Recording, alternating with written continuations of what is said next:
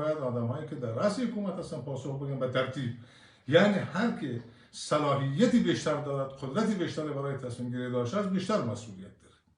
طبیعتا غنی به طریق اولا مسئول است، بعد معاونین غنی و ترتیب معاونین اول دومش مسئولند و به همه ترتیب اعضای هیئت وزرا و بعد اگه بحث دفاع و دفاع از میهن است، رئیس ستاد ارتش، وزیر دفاع کشور، وزیر امور داخله، وزیر امنیت ملی، اینا همه مسئولند و اینا مسئولان رده های بالا هستند و اینا نمیتوانند به سادگی تبرئه بکنن که نه ما خبر نداشتیم، ما اطلاع نداشتیم، ما نمیدانستیم. خب اینها که معنی نداره.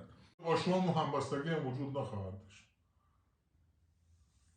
برای اینکه دایه هم نداره. همین حالا که شما وضعیت کرده هاست، وضعیت سرزمین های اشغالی است، همین حال هم شما یک دایه روشن ندارید.